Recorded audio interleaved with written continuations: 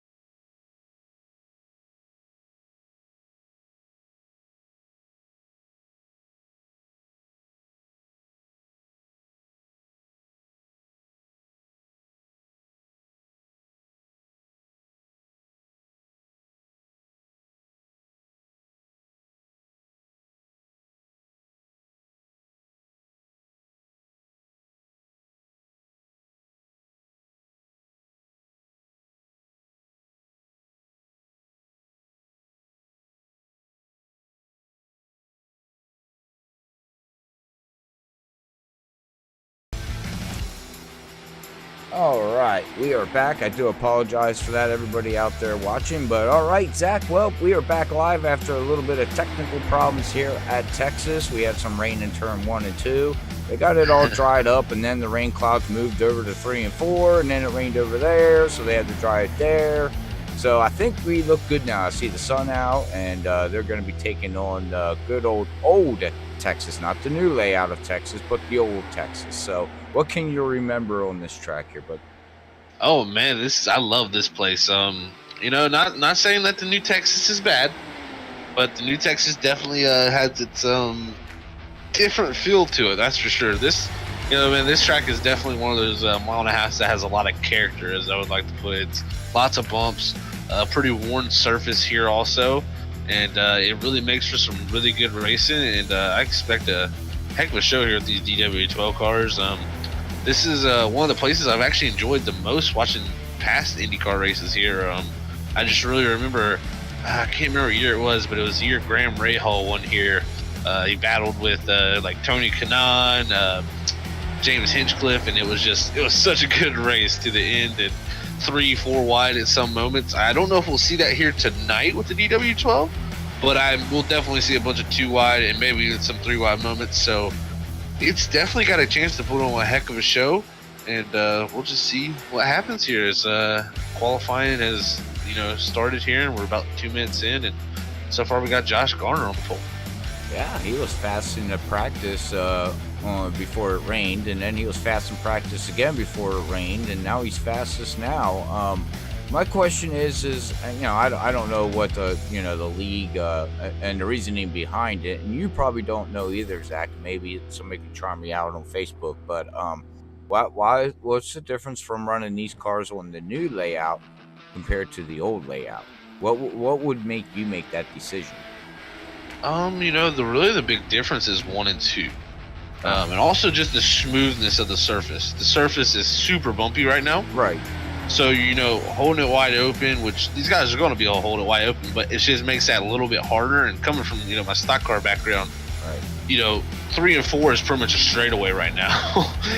You're never lifting, and 1 and 2 is completely different, where it's wide and out. There's only one lane really on that bottom, and it's right next to the white line. Whereas with this surface, it's not as wide, but there's more banking in 1 and 2, so it's a little more similar to 3 and 4.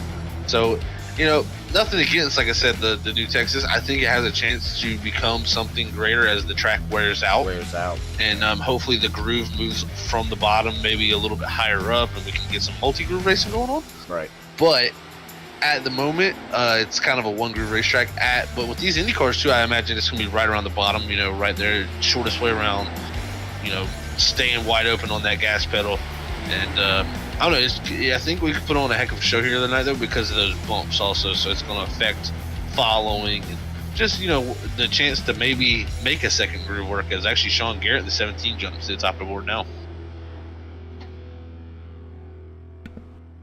All right. Oh, as I'm looking behind a pole. Sorry about that. All right. Oh, there's the buildings. I was like, wait, where did the camera go? I was going to answer the follow up with what you're saying here, Zach, but then all of a sudden I had a pole in my face. That's a seat you don't want to get right there. That's the worst seat in the house right there, right behind the pole. I'd be like, oh, no wonder this ticket was $5. What the world? Jeez. All right. That's for sure. How long is qualifying, sir, may I ask? It's actually 10 minutes. We're 4 minutes in. Actually, I believe they just advanced it. Okay, we're advanced. Okay. So we are going to grid. All right. All right, ladies and gentlemen, give me a second. I know everything's a little out of whack, but, that's okay. We're freaking crazy up here anyway, so why don't we just freaking do it the right way? That's right. All right. Okay, give me a second. That's hopefully my data and everything shows the way it's supposed to. We'll get Zach Attack, Zach a Die, Zach a something, and it's not the Indy 250. I do apologize for that. I told you my data was going to mess up somewhere along the line. But all right, well, you want to run through that starting grid here tonight, Zach, a Mac Attack, whatever Lee calls it. I can't remember what he calls it now. You got me all flustered up. Larry Mac, pole. Yeah, Mac Larry something. Mac, right? Big I Mac. wish it was Larry Mac. Big Mac. Oh, that's what it was. Big Mac. There you go. I got it. All right. Yep. All right. Yep. But starting on the pole tonight, here's your grid. So Sean Garrett will start from that number 1 position in that 17 machine. Alongside him will be Eric Peterson starting in second. Third will go to Josh Garner, that Dark Horse Racing car, starting third. Fourth will be Gary Corley. Fifth is Charles Teed. Sixth, last week's winner, Joe Hutchings from Indy.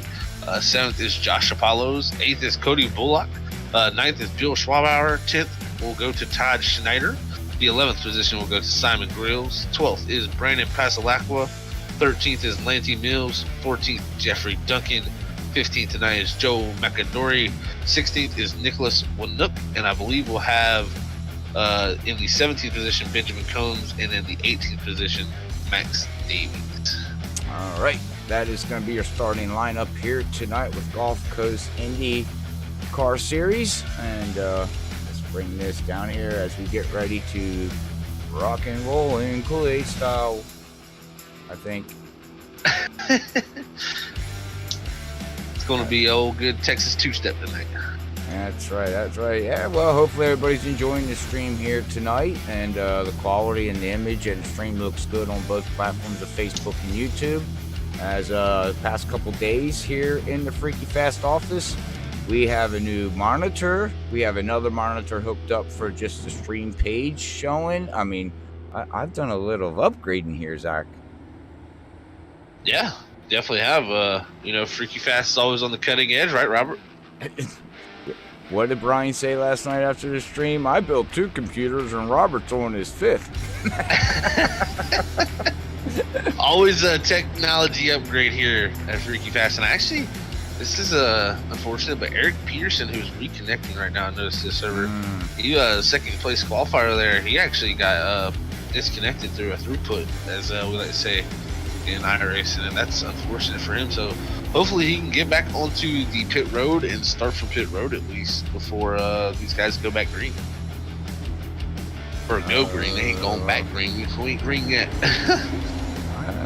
Well, pace car lights are out, so I don't think he's gonna make Not it. very likely, yeah. As he's not on pit road yet, but he is connecting still at the moment, but hopefully he can get himself in a better He position. should be able to bounce back. I think the admins here at least give you something like that. They're like, hey, look, I understand. I will wave you around a couple times, get you back to where you closely need to be. So, but all right, Zach. Well, here we go. Green flag is out. Look at those beautiful Indy cars as we got Gary and Sean going down into turn 1 the first time here tonight for a 100-lap race. Yes, we do. Gary Corley is going to take advantage of Eric Pearson not be able to make the start. He's going to slide himself up into that second position now, and you're going to see him a little bit of dicing back and forth here at the Texas Motor Speedway. And single file pretty quickly here, so guys are getting smart and early here, not trying to risk too much as this is a 100-lap race. Got a lot to go on here as we ride, looking at that 17 machine lead this race with Gary Corley and the Dark Horse Racing machine there in second. You can see, but they don't want to go at that bottom. That's something we've noticed all season, Robert. And look back here. Look at this Josh Apollos. Oh, hang on. Okay, yeah, where was that at? Because my camera... That was, I believe, for 8th position there. Whoa. Oh, and Josh Apollos has slowed up, actually. Lost a lot of momentum. Oh, did his... Wow, it looks like... Okay. Does he have an engine problem, Zach? Look, he got a little loose. I think he got the apron, Robert. That's another thing on this track at 3-4. It's easy to grab that apron. Especially in these Indy cars, how well they turn. You grab that apron, that thing's going to rotate. Yeah, they were talking about that in the Discord, about that, Zach. Stay away from the white line. Like, they were stressing it hard. But the back to what you were saying, too, yeah, we've seen this at the Indy 250, which, Zach, you won. But yes, sir. Guys, and we've seen it, last Thursday, too, with these guys. It seems like it was weird. Like, Joe and a couple other guys were running a line, like when they'd come out of the turn, they'd get way down and they'd stay down, and you would think you want to diamond the corner, go in high, come down low, and then float out to the wall. Well, they were literally going in low, staying low, and then floating out. So it's a different kind of beast, I guess. Of course, it's not stock car oval racing, but it's different. I know that much from what I see. Definitely. Yeah, you know, in stock car, you normally want to let that car go out and try to not scrub that speed off. But here, you're defending that bottom line.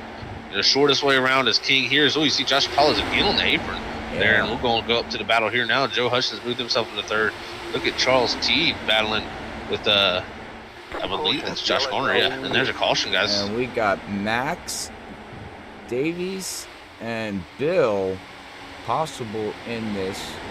Yeah, and some guys on pit road there from that. Back and see if we can find what happened here, Zach. What was that? I don't think he knew he was there. Yeah, that was interesting looking. You also had Bill Swabauer getting to the inside wall on the back straightaway. You can see the little marks there down the back straightaway from our view right here.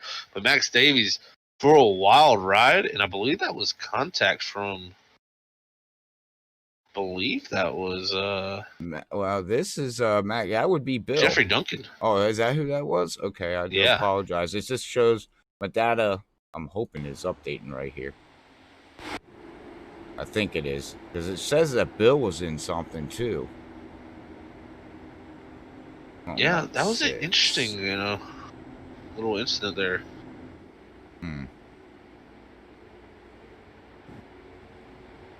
All right. Well, hopefully the data's up there. I think it is. Does it look right? It does, I believe so. Yes. Yep. Okay. I think we're good as yeah, the pace car catches up to the field here. Sean Garrett continues to lead with Gary Corley in that second position, Joe Hutchings third, Josh Garner fourth, and Charles T rounding out your top five here early in this race here at Texas Motor Speedway as these guys pace for the first incident of the race on the back straightaway. I'm going to have to take a picture for you, Zach, of my setup here and send it to you because you think, we were talking about Lee being in a spaceship. Now I definitely, I don't need to turn a light on in my room. I think you got mission control for like SpaceX or something in your house. I have to take a picture. Looks like some NASA Houston. He's got literally Houston mission control in his room right now. Yeah, honestly, I don't have to have a light on. It's bright enough in here. The wife even said that to me. She goes, "Man, well, there goes the electric bill." I'm like, well, I'm not done yet. I want to monitor over here yet. I want to put one up here. I said, the problem is my video cards, all the plugs are filled. I can't add no more. You want for each day of the week. Well, I mean, you could get like a little splitter. I already have one. Oh wow! Well, he's already splitting the connection. You see? Wow. Well, no, I haven't yet. I have 3 splitters downstairs that I can split DVIs. They're ready for go. Now that's the thing, though. It's only DVI though. True. I think they sell them as. Maybe the chat will let me know. Maybe you even know they sell them for DisplayPort HDMI, don't they? I believe, yeah, they definitely do for HDMI. I'm unsure on DisplayPort. That's a good question, but I guarantee they got some type of splitter for DisplayPort. You know, it's become the kind of the universal kind of. It's becoming, I guess you could say, the HDMI of what was before. So right. Well, and all my monitors are 144 hertz, except for a couple of 60 hertz. So I would want to push what I could push, and then probably kill my video card. Yeah, that's one thing, stepping into the 144 hertz realm is amazing. If I can recommend to anybody, if they've never seen something out of 144 hertz or just really anything higher than 60, if just even taking a step up to 120 or 75 is a huge difference. But 144 FPS, when you can actually see it, it'll blow your mind, and then you go back to 60, and then you're like, "Hold on, is something wrong?" You're absolutely right. I this new monitor that I got, I bit the bullet and said, "Okay, I'll give it a shot. I'll try it for the broadcast," and it's HDR 165 hertz, and what everybody's seeing right now, Zach, is exactly 165 hertz.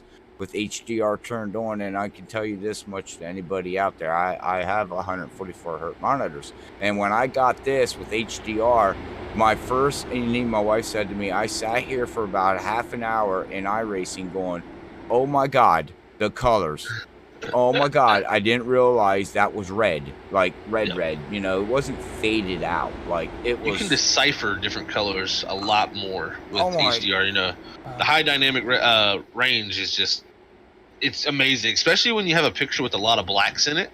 Yeah. Like Oh yeah. in dark colors, it Yeah. really the contrast really comes out, and especially like if you're watching a movie and like a dark Yes. scene, you'll be able to see.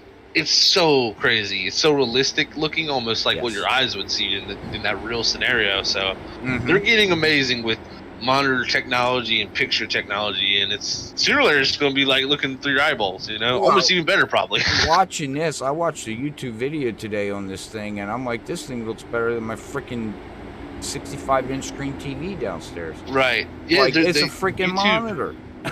definitely YouTube has some amazing like HD, because I have an HDR flat screen TV out in my living room, Right. and that was the first thing when I got HDR. I was like, okay, I'm gonna go watch some HDR videos now, and Yeah. wow, like the colors of like the National Geographic, some stuff they have with that, wow, just it's amazing. Yeah, I know it takes brings time. Everything to life, that's for sure. Takes time to get there, but you know, you save and you get there. But yeah, I mean, again, I don't want to dwell on it and brag about it, but going from 144 to that, it was amazing. And I do recommend don't turn HDR on Windows though. Don't. Oh, okay. Wow. Okay. Yeah, Windows doesn't run iRacing very well. I'll put it to you that way. I found that out the hard way. Unless I'm not setting it up right, which all you do is hit an on and off button. But yeah, right. it makes iRacing the white so white that you literally can't see nothing. It's so bright. That's for sure. It's amazing stuff. And look at us back here, green. All right, yep, we're back to green after I'm done blabbing on. But our next yellow, we'll talk about some food, Zach. That's for sure. I could use some good old funnel cake right now, but maybe we'll get somebody to run down to the fairs. I know, right? Ooh, but look at Joe Hutchings now moved himself up to that sixth position by getting by Gary Corley, but Gary Corley's going to use that outside line here, going off of the 3. Maybe Charles T will follow. Look at that. The outside line might prevail, actually. No, I don't think it's going to. He's almost clear. He almost cleared himself. Maybe off of 2 here. Ooh. I know. I lost my breath. I know. Last Thursday, we had their Indy race, and what a save! Wow, what a save! Clip that. Somebody clip it. Clip. Oh, we have cars spinning on the pit road, Robert. We got Josh Gardner going around off track, and Cody Bullock. Josh Gardner. Oh man, we got Cody going the wrong way, and nope. Okay, now he's got to turn around and go the other way. But hey, you might as well make a pit stop now, right? The yellow flag is out. Oh, looks like we got another caution, and they threw that caution for that. Yeah, I believe they. I'm not saying this, but I'm not sure, but I think they don't have cautions on automatic cautions because both the cautions were thrown by admin. By race control. Yes, so. Okay. We'll have to monitor that, but here comes the pace car going to fly up through and catch up to Sean Garrett, and there he goes. Whew. Man. Tell you what, that pace car sometimes gains a good bit of horsepower. Big time. Drive faster. Because there's a lot of yellow laps in any race that. Mile and a half. Yeah. Go faster. But what I was gonna say before that caution came out there, Zach. Last week, Gulf Coast had their Indy 100 race, 250 miles, and Joe put it in victory lane, and he was very, very ecstatic and happy, and he drank his milk, and so congratulations on him getting his first win in the league, and not only on top of that, Indy. That is just that feels good because it's hard to win in a league, and then when you can win against these great drivers that you have out on the track, and then just throw the Indy 250 on top of it, I'm telling you, it's like all in one. And then we turned around and did their Indy 250 on Saturday with Lee and Wesley in the booth with me, and you came home the race winner in that. And that was ecstatic for you. First time ever running an Indy race. You Yep. learned a lot, and so I know you can give more detail now to the viewers out there that don't know too much about IndyCar or likes them, but not too much. But you were out on the track, Zach. So I guess what I'm getting at, and I'll stop blabbing, but what did you feel out there, in these cars and everything? Well, these cars are really like it's such a mental battle. It's personally, I mean, I sell on the pole, but like I told a few of the guys, I said anybody can run a fast lap in this thing.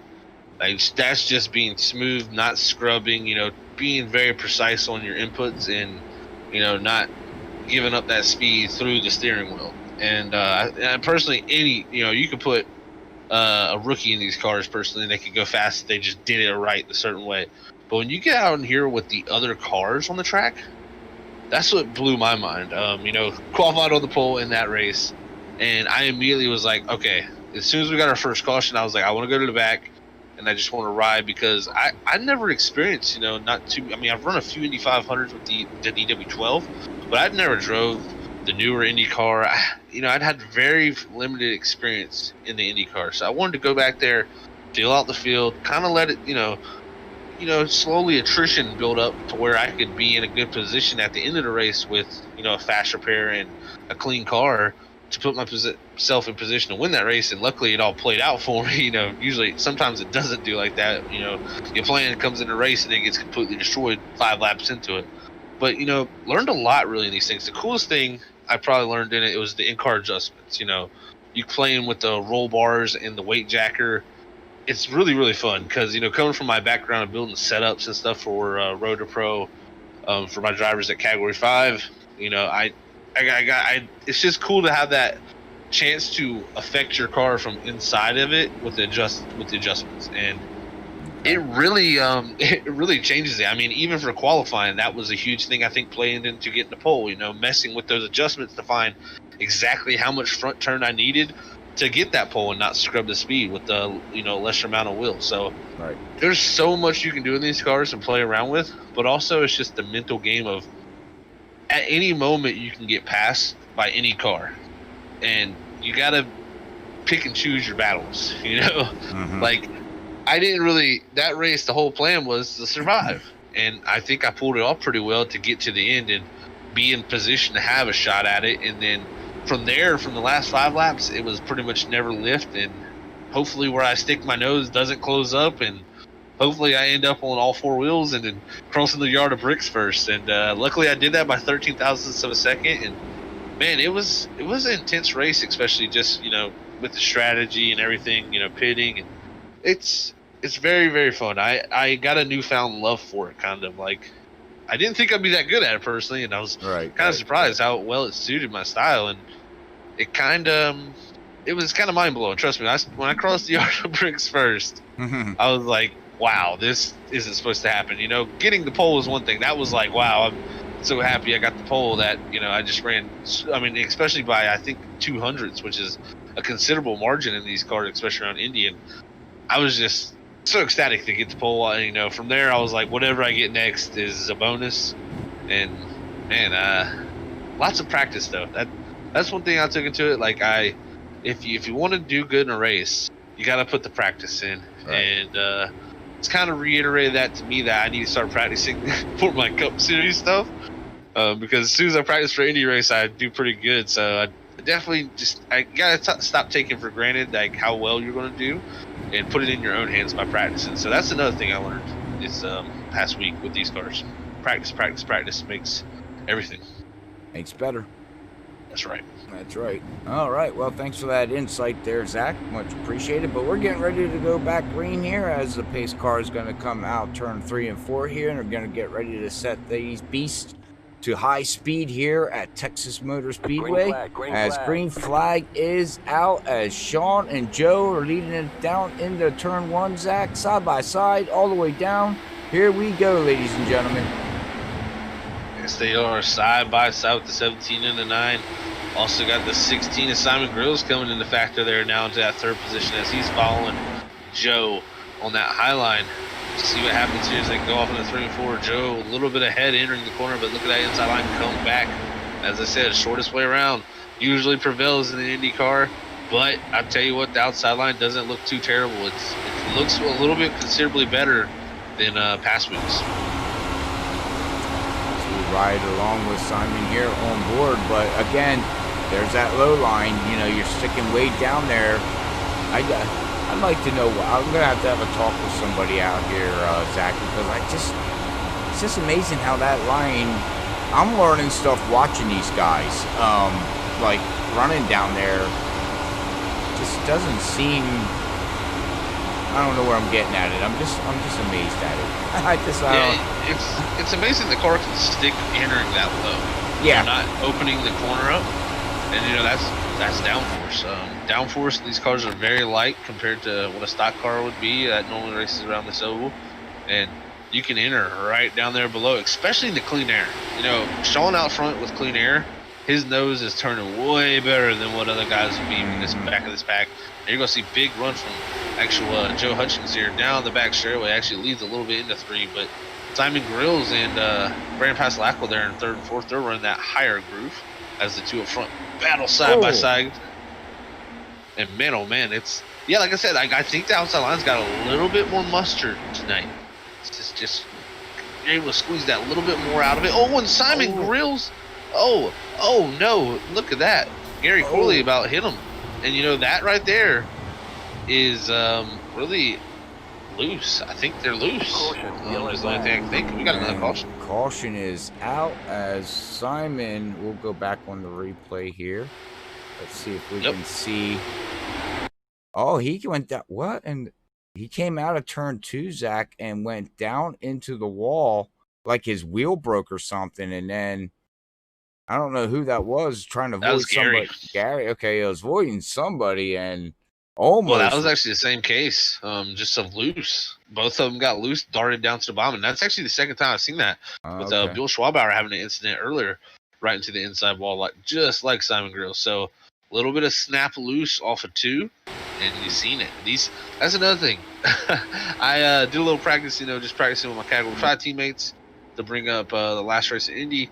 And playing with those adjustments in car, loosening the car up more and more and more, trying to be able to follow better in traffic as you lose that front end with that front wing, being in turbulent air.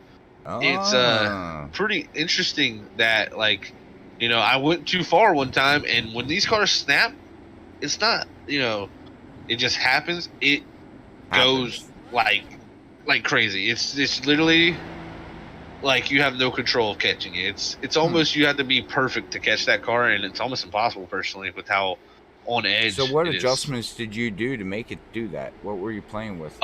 So you can mess with the front roll bar, the rear roll bar, and the weight jacker.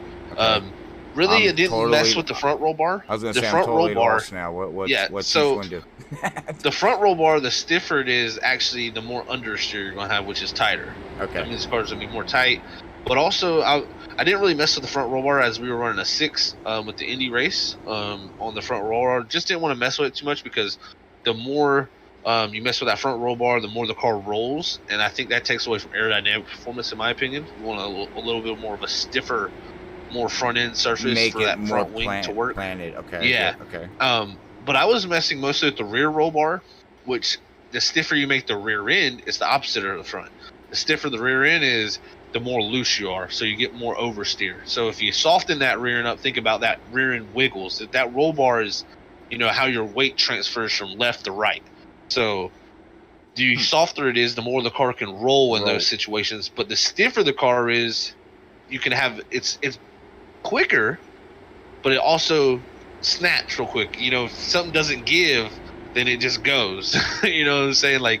So the stiffer that roll bar is, the more that car is going to want to turn. And that rear end is going to be just almost set in the track and not have any give. Then you have the weight jacker, which the weight jacker is a dynamic crossweight adjustment, which crossweight is, the weight from the left front to the right rear and the right front to the left rear. That's how the car, how much weight you're putting on each tire is, and that affects the car's handling a lot, the balance wise. The more you move that weight jacker up, which you can go 20 clicks down or 20 clicks up on the Wow. weight jacker. So That's a lot. was messing with the weight jacker, of course, and if you go 20 clicks up, you're lowering your dynamic cross weight, which in turn takes less weight off the right front and puts more weight on the right rear. Which will give you more grip coming out, but you can burn that tire off faster. But you can burn the right rear off more. Which, hey, I learned so something. the more you turn that click up, the more turn you're going to have. You know, the less it's going to want to sit on that right front and burn that right front off. It's going to burn the right rear off. But the more you go down on that, it's the opposite. So, but if you would go to the back, then of course you're making the front end lighter, which means the front tires ain't gripping as much as the back is. That could make you loose, can it? I mean, the front end will float then, right? Well, yeah. So the way you do it is really you're focusing on across the tires. You know, not right side and right side weight. You're thinking across the way. So what you pretty much do by raising that weight jacker up is you're putting more weight on your left front and your right rear, and you're taking less weight off the right front and the left rear. Or right front and left rear. So from across the car, you're taking weight off, and the more weight you have on that right front tire, the more the car is going to be tight, because it's going to be wanting to sit on that front tire. Think about it, if you sit on the right front, the car's going to want to go right. If you sit on the left front more, the car's going to want to turn. So the whole big thing there is just dynamic cross weight, and tell you, that's one thing I wish we had in stock cars. If I could sit there and mess with my cross weight as the run goes, man, you could really fine tune how the car goes throughout the run. But mostly these are for adjustments in the traffic. You know, you get behind somebody in these cars, man, and it's like you have an elephant sitting on your nose. You know, or actually, it's like the elephant that was on the front tires is gone. Right. Pretty much, you know, all that weight that air is putting on that front wing isn't there anymore, and your car just doesn't have no front turn anymore. And it's really weird too, because it happens at subtle points. You know, there was times in that Indy race where I could follow real close and never have a problem, but it seemed like if you entered early, right on the back of somebody, you always had to lift because you were going straight. And I had a few moments in that race, especially at the end, where I thought I was going to go straight, but luckily I got off the gas a little bit of time. Actually, I touched the brake a few times to get it to reset. You know, not want to go straight, especially because you're entering the corners faster with the draft. When you draft up with somebody, you're going faster. So there's so much that plays a factor in these cars. I say, holy mackerel! I thought stock cars was a lot. This here would get me all confused. Yeah, it's awesome to play with, though. It was one thing I definitely learned, and pretty cool. Awesome. Well, there we got our rundown. Hopefully it was right. Thank you very much, Zach, as I'm sure it was, because you're a encyclopedia when it comes to that stuff. But all right, well, we are back green, sir. Yes, we are. Look at that. Sean Garrett out the cannon again. Got Joe Hutchings in line with Brandon Pasalacqua, who's actually got to look at Eric Peterson. Oh. He's there. He's back to fourth. Man, what a rebound from Eric Peterson. Awesome stuff to see. Look at Charles Teed even go around the top of Brandon Pasalacqua to get in fourth behind Eric Peterson there after his save. Man, that save that Charles had was amazing. And, wow, what rebounds for those two race cars, as Eric Peterson actually starting to close in a little bit on Joe Hutchings. Yeah, Eric is, he's looking really fast out here tonight. He had that internet drop, like you said, and, you know, the yellow came out, he got waved around and pitted and got tires and fuel, and now he's set sail on these guys up front, the two top guys right now here at Texas. Man, I'm looking at his lap times, and he is...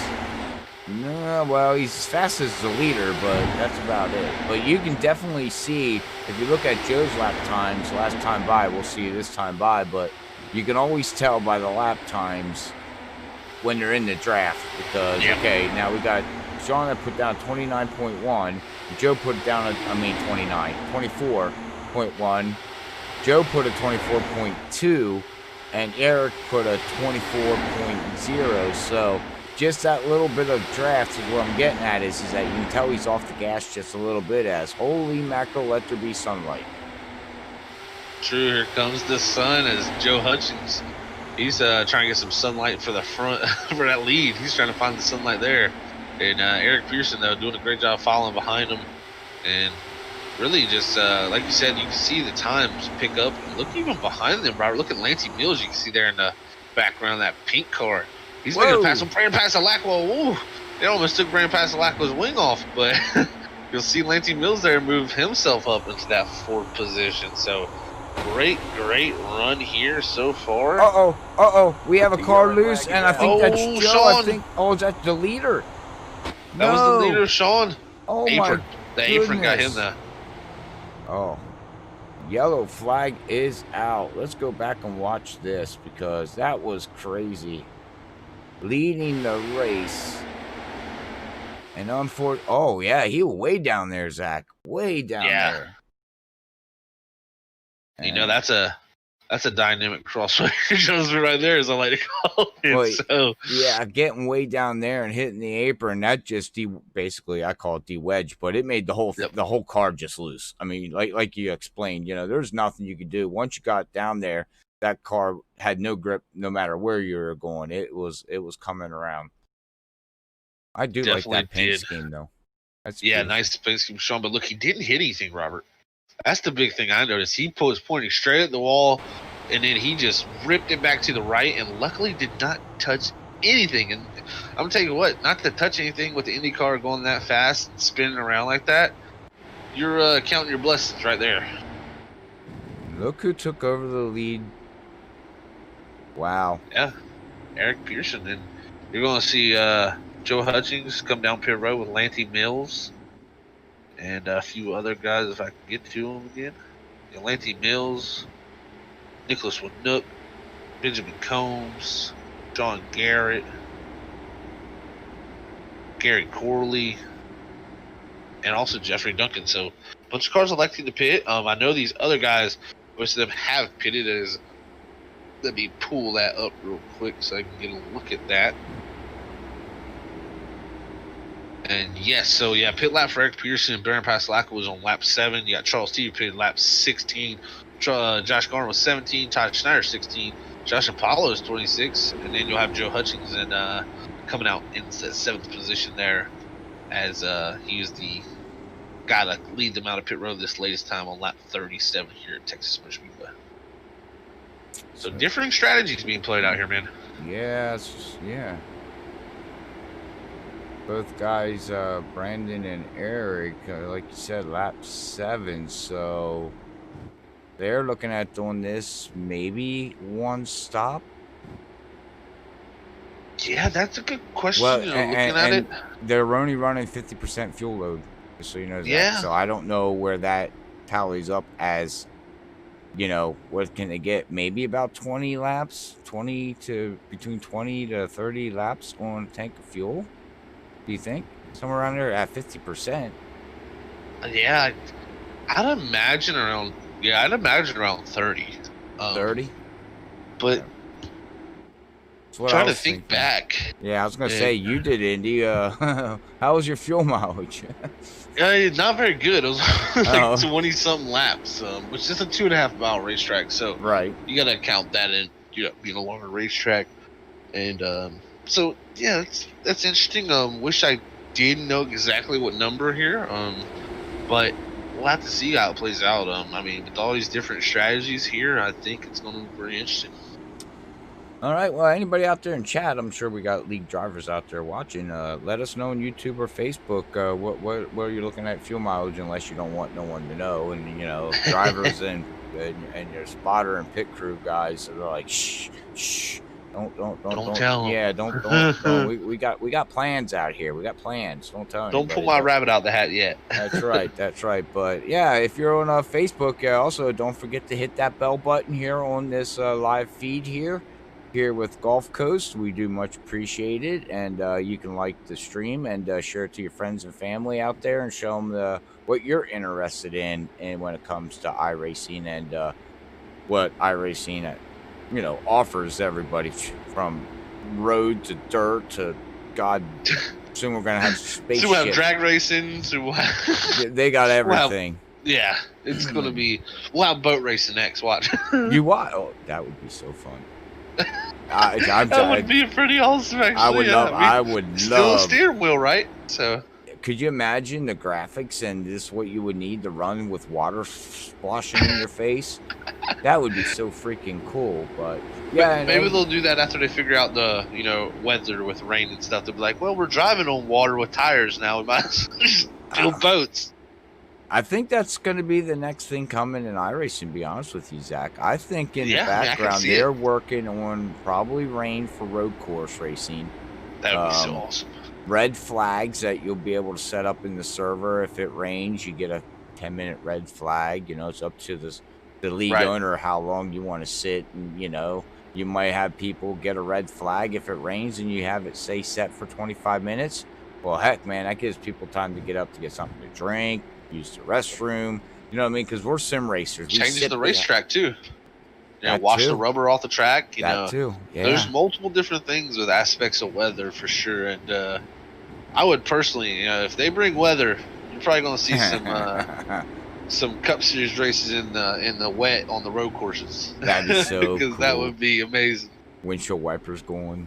I can't wait. I'm gonna get me a nice little thing of Rain-X, put it on my windshield. Oh man. Now, that's a crazy feature. I mean, I play a lot of F1 2020, and that's one of my favorite things about that game is the weather aspect of things. Yeah. Which is not perfect, but at the same time, it's so awesome just to be able to drive in the wet. Oh yeah, honestly, I see by the end of maybe mid next year, I wouldn't be surprised if iRacing pulls out a beta something out there. I can see it. Just the same as the tires. They finally got it to where you can change left sides, right sides, one side, the other side. You know what I mean? With that, they got tire limit now. That's something that's awesome. But green flag, all right, well, we are back green here, and we'll get a food talk in here eventually because I'm starting to get hungry. But all right, well, Eric, here we go, Zach. Let's see if he can hold off this field. Brandon, Charles, Josh Gardner. All right, Josh Gardner's up the 4th position. With the spin on the oh no! There's a huge wreck. Oh, man. Hang on. Oh, Lancey Mills is... he's still flipping. He needs an ambulance. That's going to be Bill Schwabauer, Simon Grills, Lancey Mills, point leader Joe McAdory, Nicholas Winook. Oh, it looks like he's coming down. And, yeah, he came down, just clipped the 33 of Nicholas, and woo, spaceship time. Oh, look at this ride. Oh, who was that? Wow. Who did they fly over? I don't even know. we need to go back and watch that. I don't know who that was. Let me find more contact. That would be. I think that was Cody. Cody. I think so. Cody's seen a UFO come over top of him. Yeah, I wanna see if we can go back for the viewers. And see if I can see if we can find this. Yeah, here we go. Watch. Oh no, that wasn't Cody. Where's Cody? Yeah, here it is. Let him see this. Yeah, here it is. Watch this. What? No, that wasn't who he flew. Who flew over that? Somebody flew over a car. I mean, didn't fly over, but went under. It was right there. I believe that was... Yes, the 42. I found them. Oh, was that... Yeah. Josh Apollo's, yeah. Yeah. Watch. Whoa. Yeah, watch this. Let's see here. Okay, watch this. This is crazy. Oh, my God. Oh. Wow. Somebody clipped that too. That was amazing. That could be an iRacing top 10. Wow. Well, I know they did a lot of practicing here, Zach, but right now this track is just eating them up and spitting them out. That's for sure. And we just seen some major flying there between them guys. That was crazy. As we are under yellow here. Not sure exactly which one it is, but if you don't mind, Zach, I don't know, you got Discord up there. You want to give a shout out to our proud sponsors here tonight of Butt Kicker and iPitting? Yeah, definitely. Here real quick, and yeah, so Butt Kicker, always a great sponsor here for Freaky Fast Broadcasting. Remember, what they always strive to do is every game deserves a truly immersive experience. The Butt Kicker Gamer 2 lets you feel every detail, from the subtle footsteps to the rumble of a V10 powered race car, from ambient environmental effects to the power of a nearby explosion. By moving a physical mass instead of only air like a traditional speaker would, the Gamer 2 provides an instant, accurate, powerful bass response, and it's all perfectly synced with every game, no additional software required.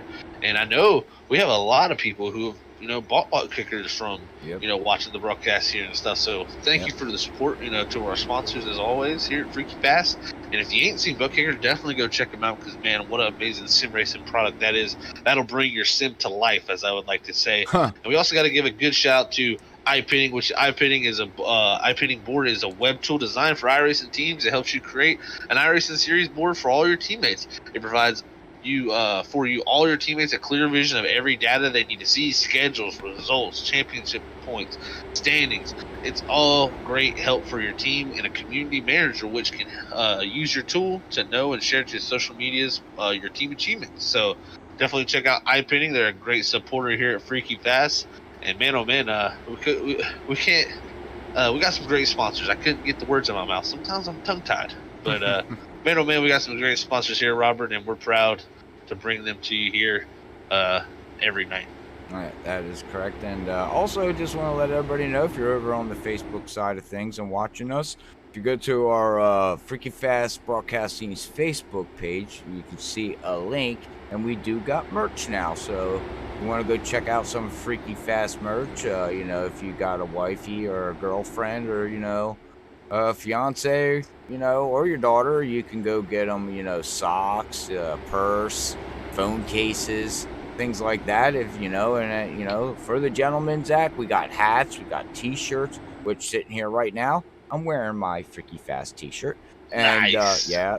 Oh man, it's very comfortable too. Not just saying that, it actually is. And I know some other guys that did order some merch from us that just received it, and they said from Sim Racing Unleashed, they love it. So yeah, go over and check us out over there on that link, and find something you like, give us an order, and it does help the broadcast gain a little bit of extra cash to bring you better content every week and every night, basically. But all right, Zach. Well, enough of that spiel. As I think the sun went away. Like, it literally is gray. Like, it's dark out there. Turn the lights on. The sun has gone away. So yeah, and man, we've seen some pretty intense wrecks here so far. So hopefully these guys haven't used their fast fix, and they can navigate this here. But look at this, Brandon Pasolak was sitting there second behind Eric Peterson. Got to commend Eric Peterson. Man, oh man, qualifying second. He was probably really disappointed to have a connection issue and get disconnected here. And he was probably thinking his race was maybe even over. And look, this is why I tell you, never give up, Robert. Looks like we're having single file. Single file, yep. Yeah, single file restart, as there is a gap there from Todd and Charles. They didn't, but looks like it's okay, as we're already going 2x2. Benjamin and Todd, they're going to take it down into turn one. Getting ready to come out of turn two to head down the backstretch and side by side, but he does clear them. And it looks like they're going to try to get single file, or maybe not. Looks like Josh Gardner's trying to work his way up through the field here, slowly but surely. Yeah, he is. Josh Gardner trying to get himself back up there after qualifying in that third position. But man, oh man, Gary Corley starting to put pressure here on Benjamin Combs, as you see. That's actually Cody Bullock. Sorry, that was my mistake. And then, yeah, so there, Combs actually does clear, and he's going to try to pull things back to Charles Dieter in that bright yellow 27. biggest mover of the race right now is gonna be Pasalacqua. Gotta say it slow. I can't say it fast like you guys, but Pasalacqua takes over the lead. To the lead. What a story it would be if he could pull off one here. Now he's been in the top 3 multiple times this season. Just come a little bit short a few times, but man, oh man, I tell you what, can never count Brandon out. He's always there at the end of the races, and look at him go around that outside as Eric Pierce is actually going to have a little bit of a look there from Charles T from behind Cody Bullock again on the inside of that number 77 of Benjamin Combs. Going off the 2. There goes Charles T to the inside of Eric Pearson for a second. And he'll make that pass. Tires. I wonder if tires are playing a factor because these guys pitted on lap 16. Brandon and Eric, it was on lap 7 there, Zach. So I think tires are starting to play a factor. Or what they do? Whoa! Hang on. Yeah, there goes Bullock to second. Eric Pearson going to go back to third. Now Charles T look like he might lose all the way back to 5th as he does clear Benjamin Combs. Hold on to that 4th position. I wonder too though, because Brandon's pitted on lap 7. He's pulling out to a half a second lead over Cody. But with this cloud cover, Zach, I wonder if it changed the dynamics of the way the cars are handling right now. Yeah. Which everybody in iRacing, yes, it does happen. It really does. Definitely. That track will definitely change balance-wise a lot. And So you see there the battle for second now. But man, oh man, Pasalacqua putting down some fast times. And interesting to see, Robert, look at the line he's running in 1 and 2. He's running up almost in that 3rd groove. So big things that Cody Bullock got onto the apron. Look, he lost it. Oh, that's gonna back be in front of the yellow. field. Yellow flag. That's the yellow. Oh, and he gets it off the track in time, Zach. Same old, loose coming out. Yep. And I think that might have been a little bit of apron too, Robert. That might have been a little bit of a. Oh, it was loose in the middle of the corner. Actually. Yeah, look at that. That shot him onto the apron. Yeah, wow. he already lost it even before he's exiting the corner right in front of Eric. Oh, hang on. Good job on Eric. Wow. Wow, yeah, because and he didn't hit nothing. Well, I was more worried about Eric going down and hitting the apron and losing it because we know the apron's just eating them up here. That's for sure. And a little bit of rear wing damage to Cody Bullock, but good job on him saving it there. Almost. I would imagine that Eric and Brandon they should be pitting this time by, and then they're gonna bring the rest of the field up. Well, we do got somebody staying out. We look like Garrett's Sean's gonna stay out in the 17. He did pit on that 44. Apollo's Josh, he 44. Josh Gardner on lap 43. Joe, our points leader, on lap 45. So everybody's cycling around that did pit the last yellow as we're on lap 56 of 100. That's for sure. Yeah, it's starting to play out pretty interesting here with strategy. Chat's been quiet tonight. Anybody out there watching want to talk? I mean, say hello. Say hi. Give us a care. Show me a care. Bite. I wish Lee would do the NASCAR Outlaw League with me on Tuesday nights. They actually painted a Care Bear car for him. A truck. Yeah, it's on the broadcast. It's a Care Bear truck. I was like, wow, we got a funnel cake car out there, and now we got a Care Bear car out there with the NASCAR Out League on Tuesdays and Wednesdays. It's funny. Yeah, it's funny.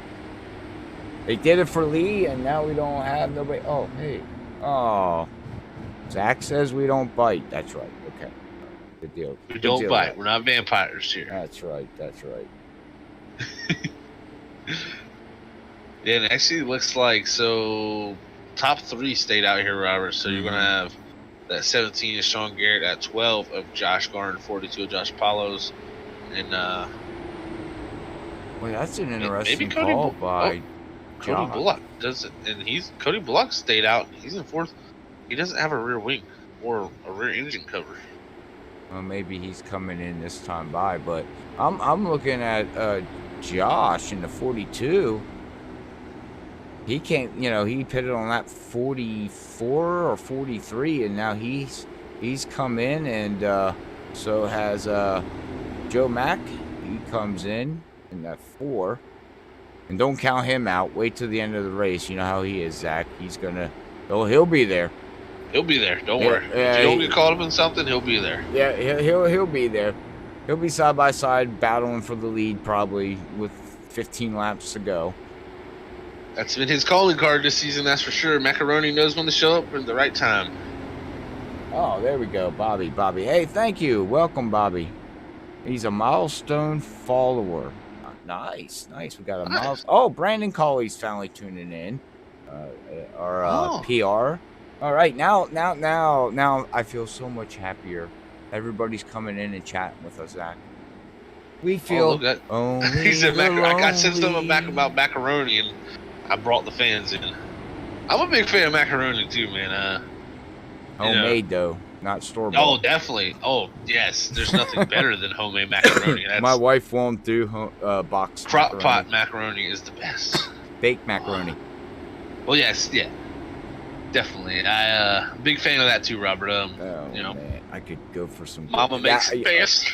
You know what? I gotta write it down. We're having baked mac. That's it. We're gonna ask the wife for it. What?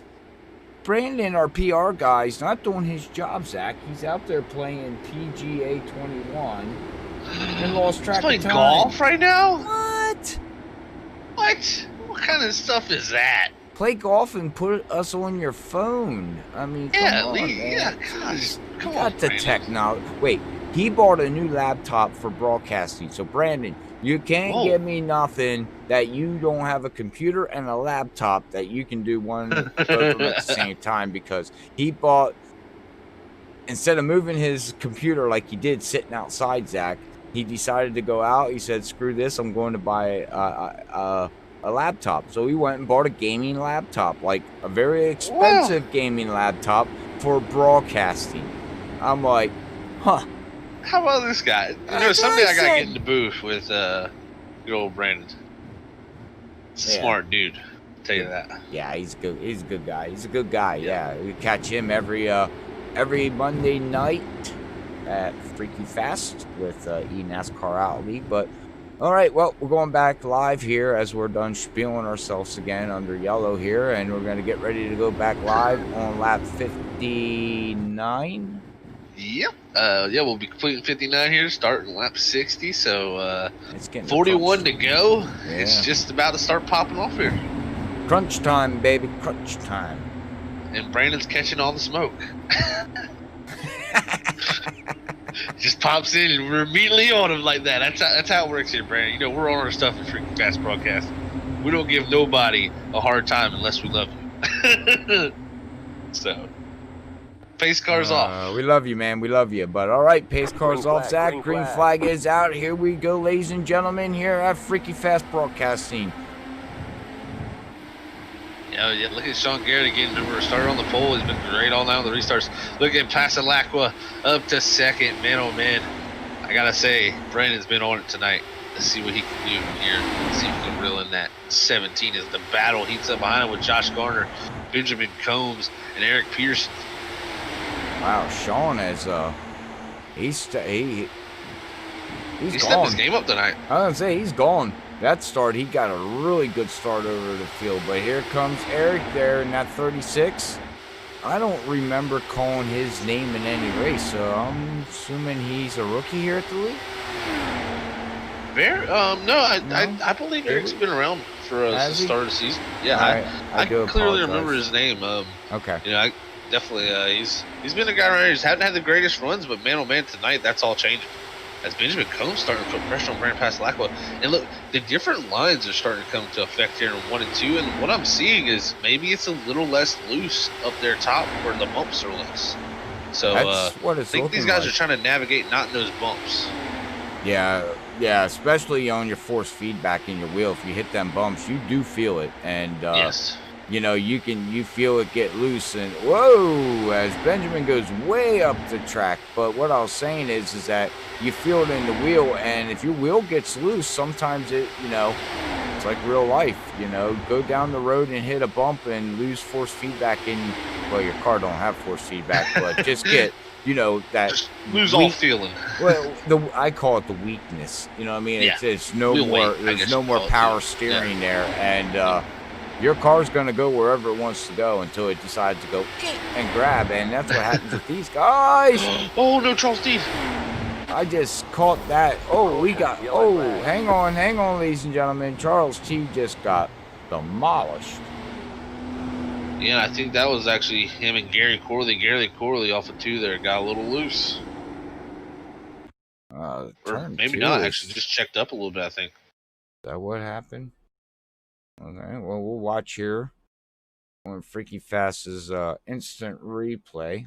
Might have went back a little too far, but we'll see. Oh, no. Nope, you're good. Oh, Charles T. Yo, hang just a on. little touch to the rear end there with that front wing. He got such a run on him, Zach, and I think Gary was Caught him off slowing guard. up a little bit, you know, so he wouldn't push coming out, and caught Charles T off guard, and he said, "Kissy kiss, hello, I'm gonna hit you."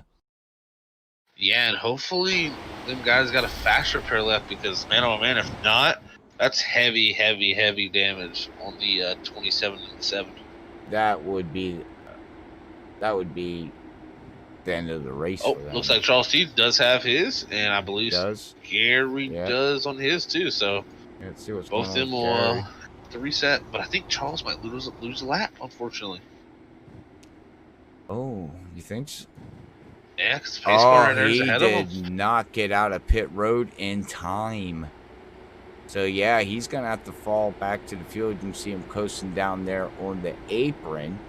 So pace car came around and he did not make it out in time. So that's gonna put him a lap down. Fortunate there for him, but don't put it past him to come back from that. So what a show! What a show! This track's tough. yeah, it definitely is. And yeah, Kyle, yeah, Legacy, Texas here tonight. Oh, sorry, I didn't see what he said there. Yep, I'm getting better at monitoring the chat, Robert. I'm trying. Well, that's what we need to do. We need to engage with the chat. Keep the chat happy. Right. Keep the leads happy. Got to engage with your fans and your viewers out there. They're the ones that make all this happen for us. Very true. Very true. Yeah, we got some interesting stuff going to play out now. You know, definitely with the pit strategy. You know, with the fuel, how close can you be to making it to the end if you pitted now? I don't know. That's a big question here.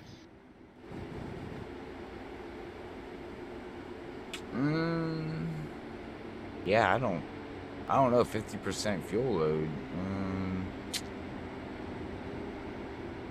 It's definitely a coinky deep. We don't know what. We're a little bit on the unknowledge side, unknowledgeable side here with the fuel mileage, as I don't have the data for it. That's the good thing about when you got some Cup Series action. I got data from every track. I can go back and look for it and find. But unfortunately, I'm a noob when it comes to these cars. Yeah, listen to you, Indy 250 winner. I'm a noob. Hey man, I got lucky. Okay, let's be real. What they all Sometimes it just takes good old fashioned luck, and the seas parted, and I just never lifted and got lucky, and man, luckily my nose grew by 13/1000ths of an inch and got the win.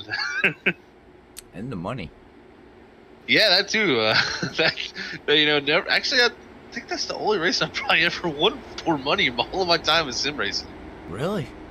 I know I haven't, but I don't think I've ever won a money race. I can't think of one. So, hey, the winning is enough for me. I'm the type of driver that you should I don't know. If you finish second, it's nice, but when you get the win, it's even better. It's just that feeling of satisfaction, even if you get it a certain way.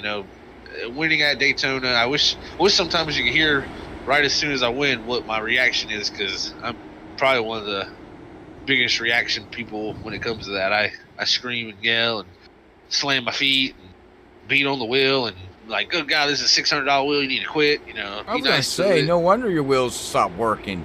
Stop hitting the wheel. Come on, man. There's other stuff around. I'm about to get like things to beat up after I win. You know, I gotta beat stuff up after Get I a win. I don't know stress why. ball. Yeah, get a stress ball. Yeah, just squeeze that real good a couple times. It's all out of joy though. It's like, you know, the emotion just flows out of you. So gotta let it go. You know, you can't bottle it up because you never know when you get another shot at That's one. just what Brandon just said, that you have 100% winning rate in IndyCar. That's why he retired. Exactly. Yeah. No. That I literally, as soon as I won, I was like, "Well, I definitely don't need to do another one of these races. I think I think I'm done. I think I'm good." Until they offer me 500, then maybe. I might have to come out of retirement for that one, right? Right?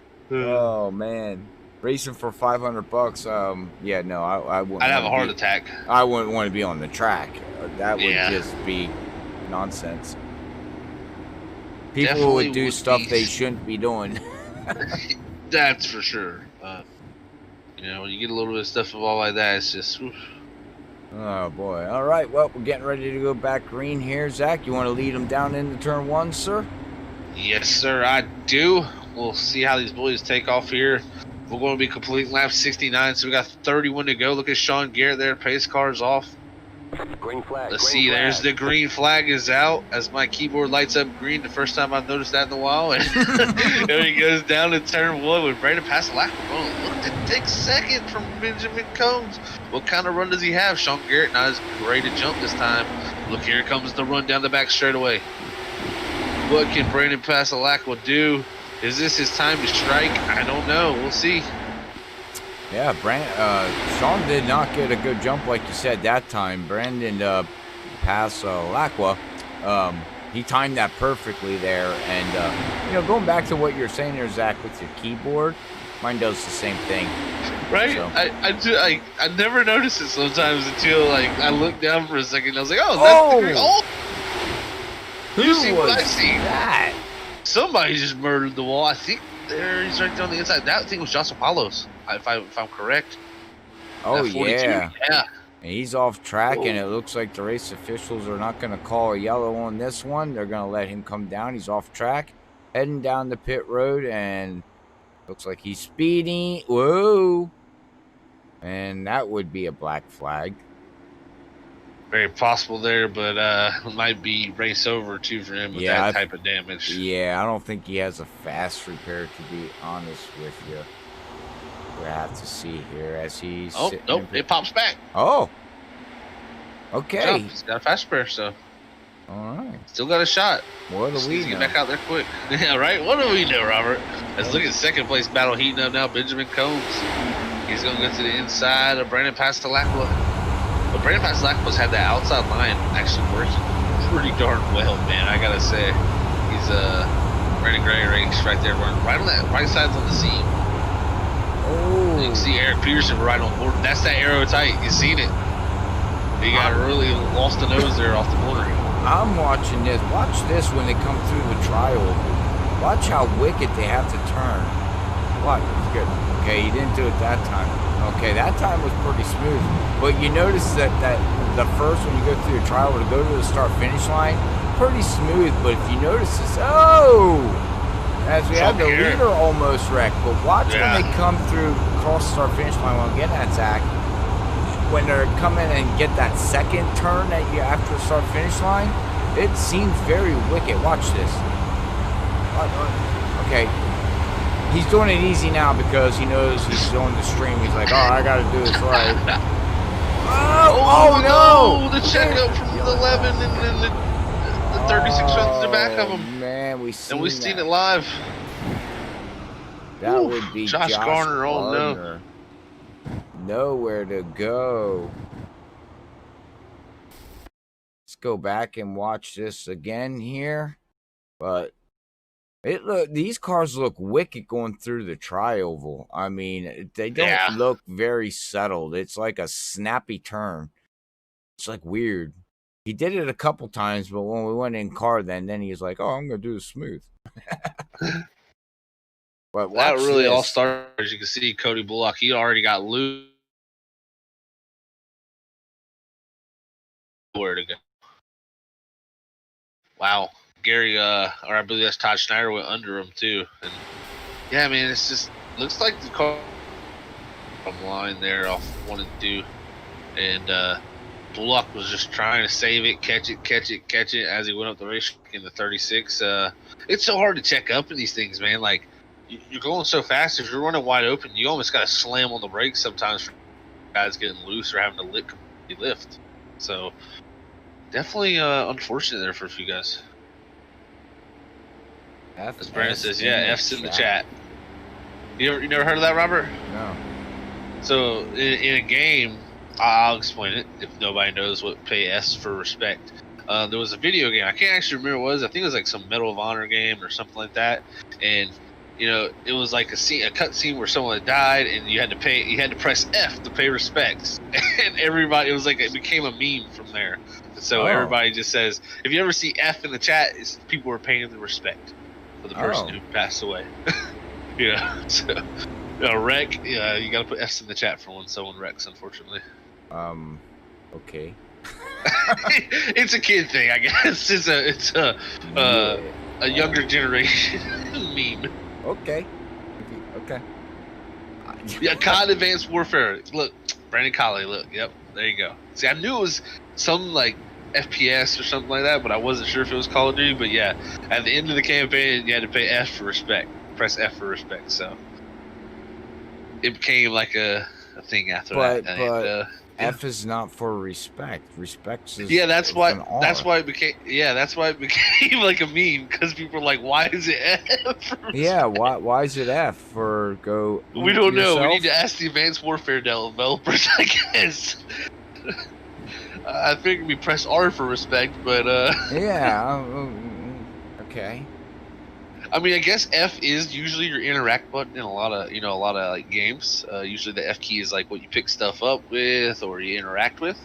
So I guess that's where they were going with it. But yeah, it's from there it became a internet meme. All right, next subject because that's stupid. It's stupid. I don't like that. I'm sorry. I'm old. To me, it's like what? Press F for what? Fair? Valley? It was fair. Is it go beep yourself? I mean, that's probably what. I think that's why it's the meme because it's like, why would you press F for respect?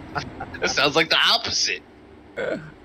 So yeah, that's always some good meme history here on the Freaky Fast broadcast. Yeah, now we're doing memes. Oh God.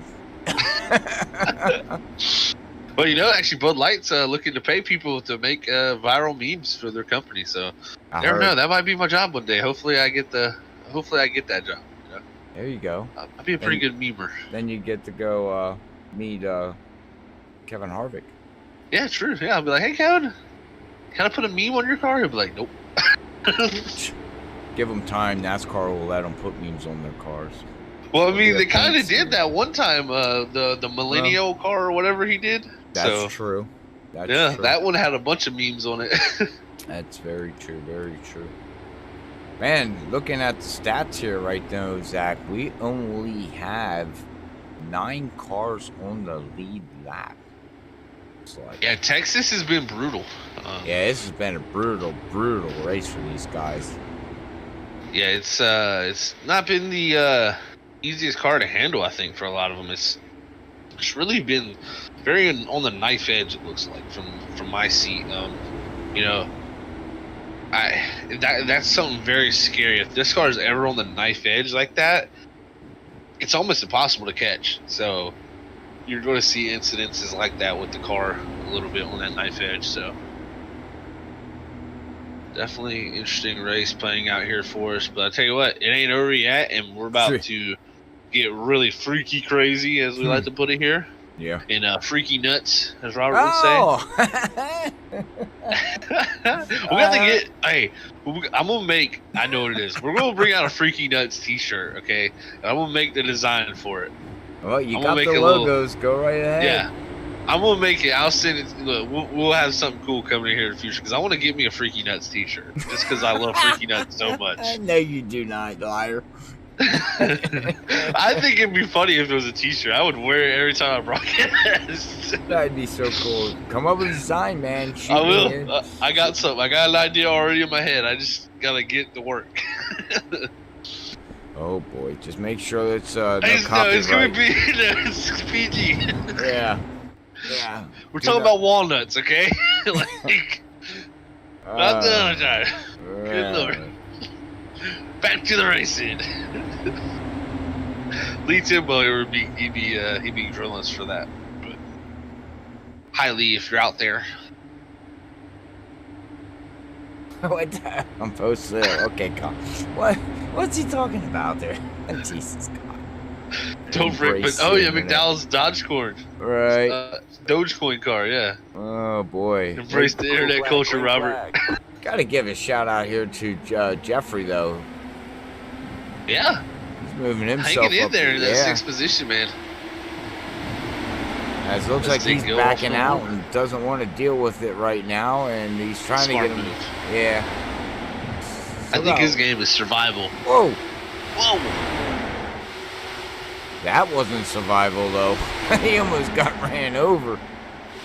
That was almost survival into the outside wall, but up front, again, Sean Garrett was some of the best restarts I've seen in IndyCar in a long time. He's just jumping out there. And then you got Pascal Lackwell trying to hold off Joe Hutchings there. Hutchings is not picture in that 9 machine. And I wonder if he was going to survive and get to the end of this thing there. Is Eric Pearson there running F4 from Lanty Mills behind him? And look who's behind that, Robert. Himself. Joe Mac. Mr. Macaroni. Why does everybody call him macaroni? I guess because Macadori, so macaroni. Whoa! You know? Oh, Charles T just ate the macaroni. Caution, yellow flag. He Oh did. no! Oh, hang on, sir.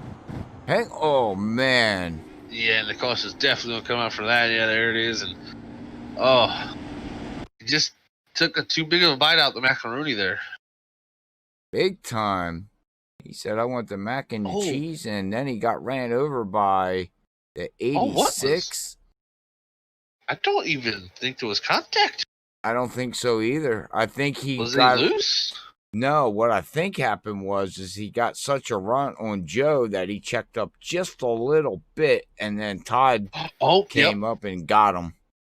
Yep, there was a little bit of contact. Like you said, the check up, and then, really nowhere for Todd to go. He tried to turn it down lower, and yeah, it's just so hard to react at that pace, and that's what happens. Man, I think that's night over for Charles, because I believe he's already used his fast repair, and he's going to slowly creep his way back here to the pits. It says Joe Hutchings decides to pit here with 16 to go. That's an interesting call.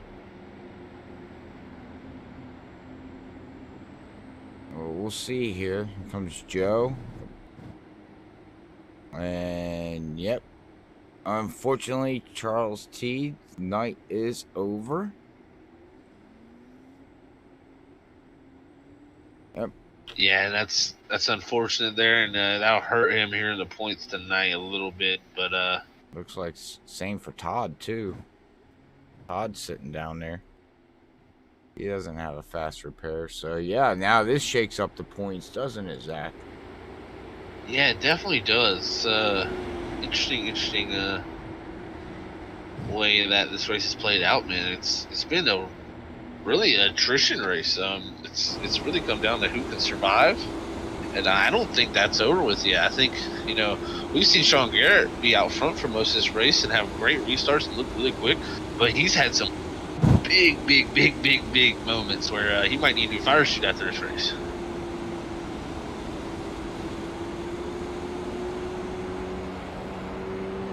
That's really this. I mean, if you look at it, really, I mean, Eric Pearson started second, Sean Garrett first. and Joe Hutchings in 6th, and Gary Corley in 4th, or starting 4th and 10th. There's only 4 guys who started up in the top 10, in the top 10. So, yeah, and we're top 10s on the lead lap. So, really, a lot of these guys, I mean, Brandon Pasolaka 12th, Lancey Mills 13th, Joe McAdory 15th, Simon Grills 11th, Jeffrey Duncan 14th. All of these guys outside the top 10 starting the race. Now, all of them in the top 7. So, qualifying, it can be helpful. But we're seeing right here what happens if you can survive a race. And it's a lot, some races come down to that. And I tell you what, it's about to get wild right here. I have no clue how this is going to play out, and I'm excited to see how it does. I definitely know one, Joe talked about it last week, how his qualifying, I think it might have been the Indy race or where last week, but he did talk about that, qualifying, he doesn't have qualifying down, but like you said, Zach, I don't think qualifying really matters in these cars, to be honest with you. From all the races that I've seen and we broadcast here with Indy cars, with these, just Indy cars in general, qualifying up front, is nice, but I think I would, if I was out there racing, I'd want to be in the back. I would just want to ride. Yeah, some of the tracks, I think it really does matter because first of all, if you got a lot of grip, the car is stable, and it's easy to hold on to the bottom, it's going to be tough to pass that guy in the lead, at least. Passing through the pack is a little bit easier because you can get drafted the car ahead of you, set yourself up for that continuation of the run. But once you go to pass for a lead, you don't have another car ahead of you. Like once you pull out, you're in the same area that the leader is, and that's where you see that bottom line come to life, being that shorter way around. And I think that's where qualifying earlier in the season in certain tracks played a pretty decent factor in holding that track position, holding that lead, and keeping that bottom lane where you can defend. But tonight, I think tonight's just come down to really putting yourself in a good situation and staying out of trouble. So it's not over yet. We'll see how it plays out. And man, I mean we can see someone a lap down with this race. You can see Todd Steiner come back. Yeah. And actually no, Todd Steiner's took it behind the wall. So That's right. Benjamin Combs though 2 laps down, we can see him come back. You never know. Josh Garner and the same with 12. Like, you have a couple more cautions. You never know. I missed what Brandon posted when we were talking about the $500 race. He said he would turn everybody. Well, at least he's honest. I think most people would. They'd be like, this is life changing money right here. This could That's to pay my rent. This could be a very nice month right here. Right. A little addition to that. A lot of people's rents do. I'd be like, $500, that goes towards my rent. That pays my rent for the month. I might only need to make up $50 to $100 to pay my rent, but crap. Hey, if you can win it off racing, then you're gonna take it, right? So. Yeah, I know I would. Well, lights are off, Robert. Going into 3 and 4. This is where the action's going to get real. We're going to have 11 laps to go. Let's see who can make it out of this this Texas Motor Speedway race. Get Indy off your mind there, buddy. I got Indy on the brain. Yeah. All right, well, we're going to ride with Joe Mack. Green. As green flag is out, let's go down into turn 1 here as they go up through the gears again. Hang on, here we go.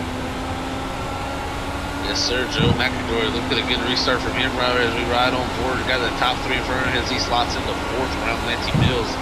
He's going to look to put himself, remember this guy is a closer. He's known as that. He is there every time at the end of the race, put himself in these good situations. Let's see what he can do as he gets down to crunch time. Oh yeah, watch this. Up to 6th gear. Look at the run. Look at the, oh my goodness. Side by side, a little loose. You can see it in the steering wheel. He's good correction. Pasolak will looking to maybe make a pass on Eric Peterson around the top. But middle, man, you saw how low knife edge that was. I'm going to ride with him just a little bit here, and as they get a couple more laps on their top. Oh, no, we're not. 53 is involved. Lancey Mills. Oh, man. Wow, 53. Let's find him. Oh. All right. We found him. Now let's go back and see what happened to Lancey Mills in that. Definitely, like Lee likes to say, I can pinpoint his car out. Oh, yeah. Very easy to see that 53. As you see here on the replay, look at him going through the tri-oval. Watching it back, looks like it just went straight. I mean, and that's what I I don't was know what saying. happened. Yeah. I was talking earlier about that, Zach. Going through the trial doesn't. You think it's just easy? It's not. Right. It's not. I mean, look at this. Throwing up the mud, the grass, spinning around. Hang on. Does he hit anything else? No, he does not. But I mean, I've seen it multiple times while we were riding with some people. Going through that trial will just, oh man, the way you got to turn the wheel, and it just seems so snappy. You know, like the car is snappy on you. If you put too much wheel in it, it just snaps. It reminds me of the 1 year where the Xfinity cars at Atlanta. You literally on the fixed setup could not run through the tri-oval without losing it. 10 laps into it, you were driving on ice. Yeah, I remember times going through the tri-oval, man. That was the scariest part of Atlanta at one point. Yeah, just going through the tri-oval, just lighting the tires up, going through there. Which 3 laps into it, and you felt like you had 50 laps on your tires. Yeah, it's a handful when that tri-oval gets slick, and like you said, you think it's easier. You're kind of going straight through, which you're really not. But it's kind of a thing we forget sometimes, that you're turning at a pretty high speed, in a straight line, and you can have little incidents there for sure. We actually had Joe Hutchings come down pit road too to get some more tires, and nor that where that the weather thing on your screen there, Zach. I don't know why it's down there, but they're not seeing that on the broadcast. But I just wanted to bring up the weather because we have not seen the sun probably for about 40 laps now, 50 laps. It's been cloudy. Track's at 74 degrees. Air temperature's at 66 degrees with a 2-mile-per-hour wind.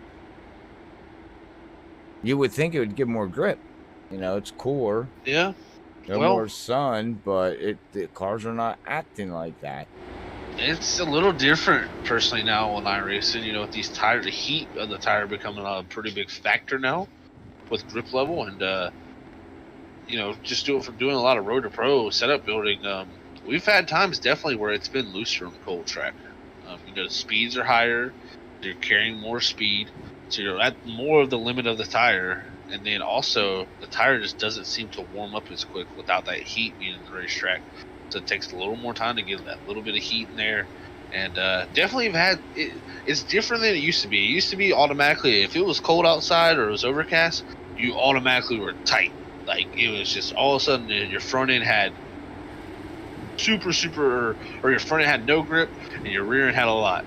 And it used to be, if it was hot, it was the opposite. You'd be pretty loose. But now it's almost... It's hard to say. It's kind of ever changing and different for each car and different for each track, which it kind of really is in real life. It usually tends to loosen up a little bit in real life when the night comes out. So it's definitely ruthless. The weather will affect your race hugely and affect that car's balance. So I wouldn't be surprised to see that having an effect on these cars. But they already look like they're on the knife edge. So we'll see. Yeah, and even Collie said last season, Martinsville, it took forever for the tires to warm up. Yeah, and that's the thing. And even, that's what we're building setups for Road to Pro right now. And, for the first 5 laps, you got to be so loose on the cold tires, because once the tires get up the heat, you're just plowing tight because, they're heat and you got the grip finally, and you got too much grip. So we've had to come to find out that we just got to be super loose to start off those first couple laps and deal with it, and then the car comes into you. I hate that. It shouldn't be like that. Yeah, it's tough. It's very tough to build around. That's one of the big things that's really tough about it, is building around stuff like that. What version of tires are they running here? V7s on these? That's a good question. I believe it's the V7. See, so they're dealing with the same thing. You got to get about 7 to 10 laps on your tires to get these things to start gripping, and they're already wicked loose and crazy. The way these cars handle. So that's just a tough battle. I mean, Yeah, it's and the definitely a rate of tough battle. speed that these guys run too, Zach. I mean, so you're going 215 miles per hour on cold tires. That's crazy enough as it is. I mean, and then Yeah. you got to deal with traffic and people around you. That's even more crazy. You know what I mean? So, That's for sure. Tell no you what, thanks. 3-lap battle here. We're gonna have to see how this plays out. Sean Garrett first, Eric Peterson second, Brandon Pasalacqua third, Joe McAdory points leader fourth, and Simon Grills in fifth. So Well, do I we think see your Joe? winner comes from one of the top 5 there. Maybe we see something crazy happen, someone come through. You said But that last week. yeah, that's true. You said that last week. You said you don't think the leader's going to win the race, and guess what? The leader did not win the race. Very, very true. I think you're right. I think being back in the third row, fourth row is where you want to be. We'll find out because we're going to get ready to go crazy here. Yeah, and we'll see if Sean Garrett can get that same restart he's been getting. If he can get that type of restart, I think he's got it. But we'll have to see. Well, I think Joe Max is going to be putting on the burners here. I really do. But here we go. Let's see what happens. Green, green, green. All right, green flag is out. And Sean that time did not get it. Well, he got a good jump, but not a really good jump. Yeah, not the best he's had all night, but look at Pasalacqua there side by side with Eric Pearson. He needs to make that pass quick and try to get this lead. I think an early pass is going to be what you want. Here we go down the back straightaway as they knife back and forth. Looking behind third, too. You also got a run from McAdory. Up front, though, the 2 leaders going at it. Look at Pasalacqua going into 1 side by side. Oh, and here comes Peterson. Man, this is going to get crazy. And here comes Joe Hutchings, too. You got to count him out. He has them new tires. We're going to come to the white flag this time. See if we can keep this thing green. Yeah, new tires. Let's see if new tires dominate or not. As he pitted on lap 94, he just went into pit road, and we are going to be on the white flag. Here we go, Zach. Oh, boy. Oh, can Brandon Pasalacqua do it? It's going to be tough. Oh, he blinks. He actually blinks a little bit there. He's going to have a run going into 3 with that draft. He ducks out wide. Don't think it's going to be enough. Can Sean Garrett hold on? Pasalacqua blinked pretty bad. Whoa. Coming off the turn, though, Sean Garrett will be your winner. Brandon Pasalacqua second with Eric Pearson coming home third. Wow. Oh, and now we. Oh. Ooh, yeah, Joe McAdory. Joe Mack just ate Mac. Yeah, that's 4th place there, though. Another good points night for him. Yes, sir. Yes, sir. All right.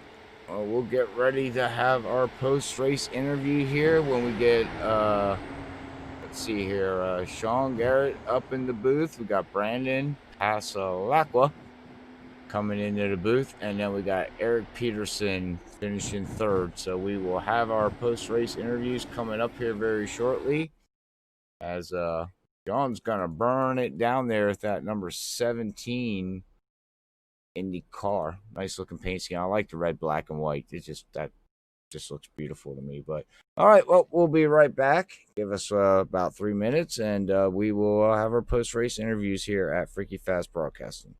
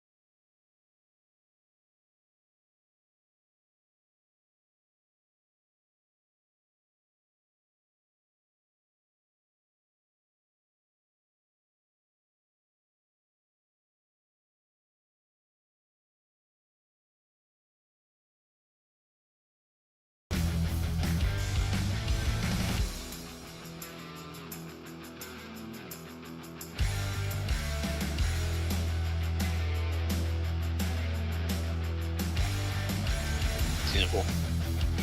All right, we're back here at the Texas. I almost said the Texas Motor Speedway here with our top 3 finishers tonight here for the Gulf Coast IndyCar Series, and we will talk to our third place man, Eric Peterson here. Hey, Eric, it's Zach in the booth, man. You got a copy? Yep. Hey, Zach, how you doing? Hey, doing good, Eric. Well, man, what a race for you tonight. You started off in the second position, but I was going to say you were going to start second, but you actually had a disconnect there at the beginning of the race. And how did you come back from that, man? Yeah, just all of a sudden it's like it froze when they advanced the session, and next thing I know, I'm starting from the pits. And I got a lucky yellow right at the beginning, so I didn't use a lap. And I think I was like 16, 17, something like that. Maybe even a little further up after that first yellow. Came in and pitted and got fresh tires. Just topped off with fuel, and then I was able to run against the guys that didn't pit. So they had a little bit less or more run tires, which gave me a little advantage there at the beginning. And I just worked my way to the front. It was fun. Yeah, definitely. You did an awesome job to put yourself back in that situation. It was heartbreaking to see you get disconnected there. And then, like you said, luckily getting those early cautions to get you caught right back into the mix of things. So what a rebound for you tonight. We've seen a lot of incidents coming out of 2 with people getting a little bit free and a little bit loose. Was the car on the edge there?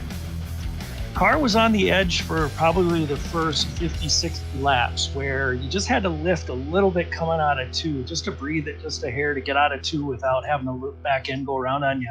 But the last probably 20, 25 laps, the car just hooked up, and I was running either wide open in 5th or 6th, just depending on if I was behind somebody, around 1 and 2 and 3 and 4. And then, just making sure you don't run into the back of somebody, which I did to Cody accidentally. He kind of checked up in front of me, and I just couldn't get it slowed down enough, and it caused a yellow, but I was actually able to work my way back up from that too. Awesome. Yeah, Eric, we've seen it there, man, and thank you for the good information there. But again, congrats on your 3rd place finish. And before we let you go, anybody want to send a shout to? Yeah, I'll give a shout out to my dad. He's watching. He's down in South Carolina. He loves this stuff. And a shout out to my girlfriend here, April. So she's watching too. So I appreciate it. Thanks, Zach. Yeah, awesome, Eric. You have a great night, man, and congrats on your 3rd place finish. Well, thank you, and congrats to everyone on a well-run race. It was fun. All right, guys, that was our 3rd place finisher of Eric Peterson here tonight. What an awesome rebound there for him. That was heartbreaking to see him disconnect on the grid, and then, like you said, what a comeback. So that's awesome to see. But now we'll move on to our 2nd place man, Brandon Pastelacqua. Hey, Brandon, it's Zach in the booth, man. You got a copy? Got a copy. Indy 250 winner. How are you? Doing pretty good, man. Yeah, thank you for that. I definitely appreciate that. Yeah. But yeah, man, what a race for you tonight. Gotta say, you did something different than a lot of guys. You were really running that top groove there in 3 and 4, and it was really interesting to see. And I gotta talk to Eric there for a second, and he was saying the cars were kind of really on the knife edge and very kind of a little bit on the loose side. Did that help that out for you? Yeah.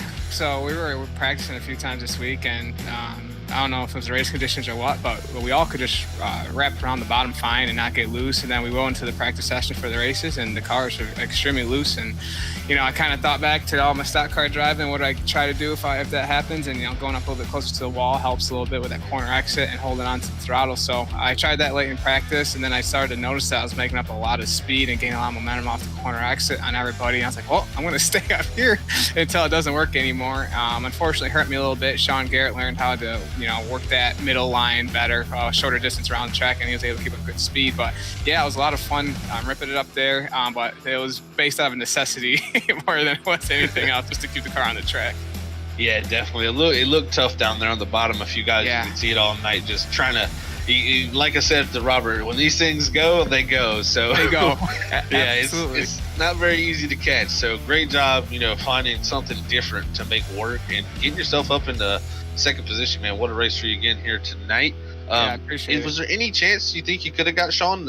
What did you kind of need, really? Yeah, so I didn't really get aggressive with trying to stay close to Sean until that last restart. The ones before that, I kind of just figured there might be a couple more cautions. I didn't want to get aggressive and throw the race away with 10 or 15 laps to go. I've had a rough week on iRacing. I was like, I just need to get a good finish. So, but with 3 to go on that restart, you have no choice but to, white knuckle and get the elbows up. And I don't know if I'll be able to make the pass on. Like I said, he had a great car all night, but that was the closest I had been to him when I drove more aggressive. So I don't know if it would have been any different if we had more laps. He drove one heck of a race, and congratulations to him. Awesome, Brandon. Well, man, congrats to you again on that second place finish. Anybody want to send a shout to before we let you go? Yeah, you guys up there in the booth, like I say, every time I get the opportunity to talk to you guys, I love your guys' broadcasts. They're very entertaining. It makes it fun for us to be able to watch after the race. So we appreciate it. I appreciate it. And then also to my friends at Dark Horse Racing, Gary Corley, Charles T, Nicholas Winnock, and Josh Gardner. They're a blast to run around with and have fun with. So I appreciate everybody.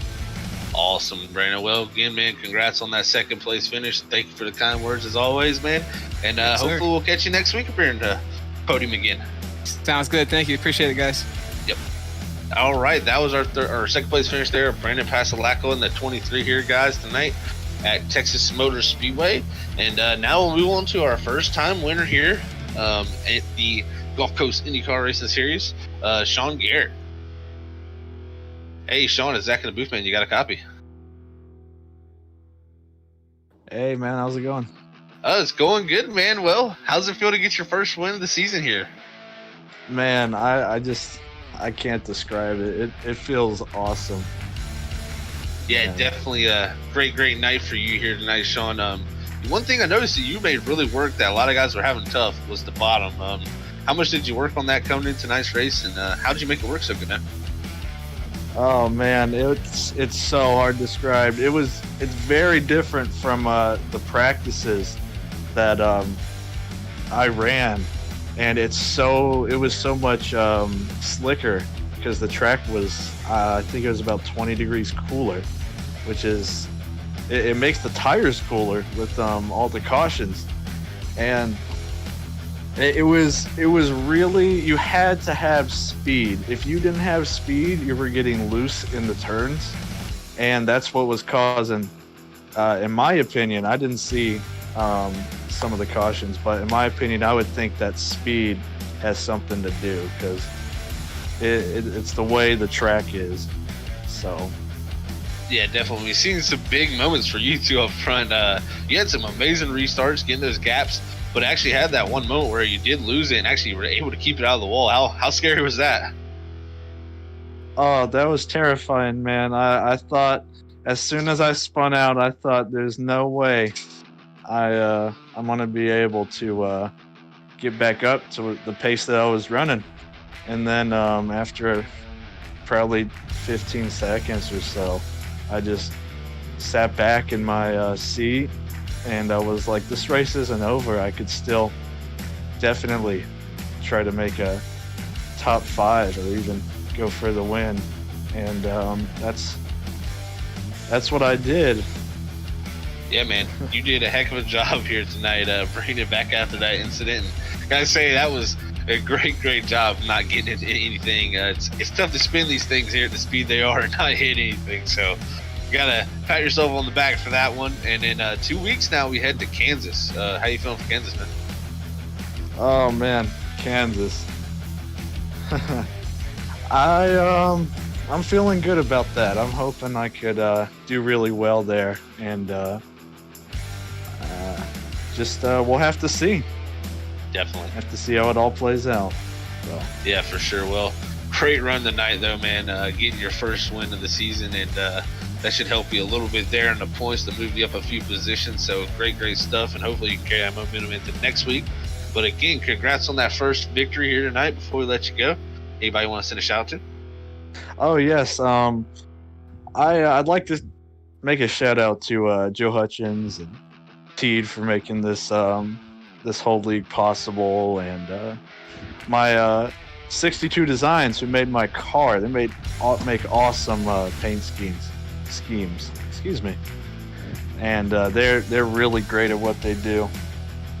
And just my team, Hutch Sport, gave me an awesome car.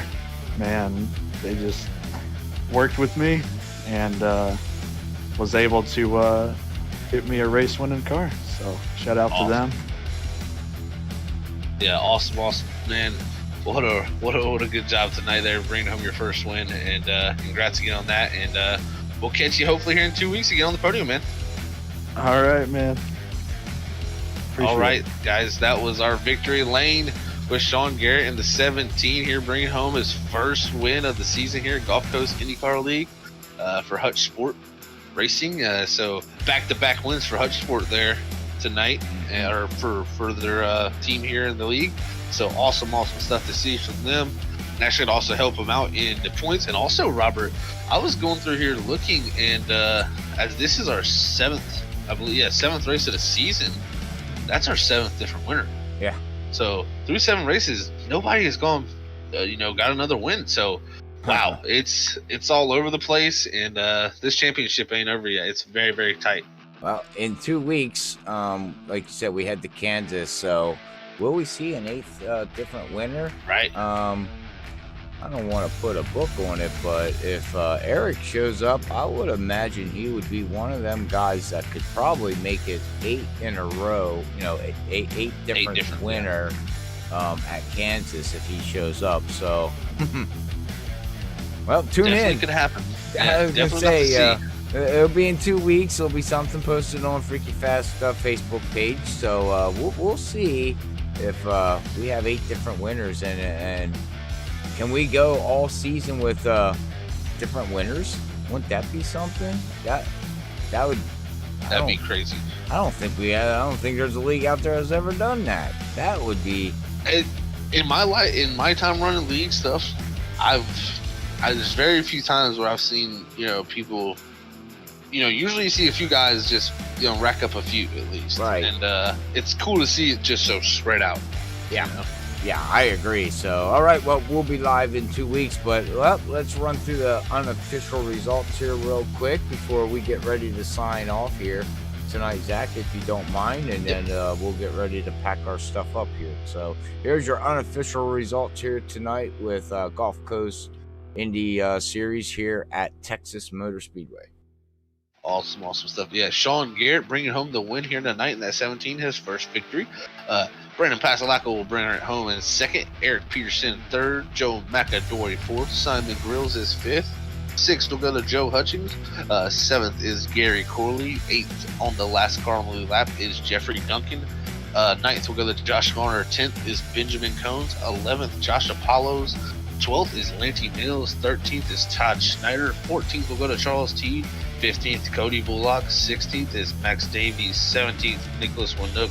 And rounding out your show tonight will be Bill Schwabauer in 18th. All right, that is going to be your unofficial results here tonight with Gulf Coast. Freaky Fast is proud to bring these guys here every Thursday night. Well, not every Thursday night, but there's some nights that we do have off because of the work schedule of the league owner, so he can make every race too. So, all right, Zach, well, we're going to get ready to sign off here tonight. We'd like to say thank you to everybody out there on Facebook and YouTube for tuning in here tonight. Thank you for everybody that supports Freaky Fast. We do love you, and our next broadcast will be Season 3 at World Series of Sim Racing League, as I'll be up in the booth with Lee Tidwell. So make sure you tune in at 8:45 when we go live on Saturday night for your season opener. And is there anything you want to give a shout out before we get ready to sign off for your season opener there, Zach? Just shout out to all the fans and everybody viewing. Definitely a great night here at Texas Motor Speedway, and can't wait to be back in the race car again on Saturday here, battling with some of my closest buddies. And hopefully you see me in Victory Lane. Atlanta's a pretty good track for me, and I've heard it's kind of loose, so fingers crossed you're talking to me. There you go. Amen on that. Well, congratulations again on your Indy win. Congratulations to Sean Garrett for getting his first victory here at Gulf Coast. Joe, you're welcome very much out there. He posted on Freaky Fast's stream here. And if you're new and haven't done it yet, don't forget to hit that bell on this stream, and that will automatically make you a follower of Freaky Fast, and automatically give you a like on Freaky Fast. So you can do it all in one shot. If you're on the YouTube side, don't forget to hit that share button, like button, and share it to your favorite platform that you like on your social media. It doesn't matter if it's Twitch, Instagram, Facebook, wherever you want. But until then, we will catch everybody Saturday night. We'd like to say God bless everybody. Love yous all. Peace out.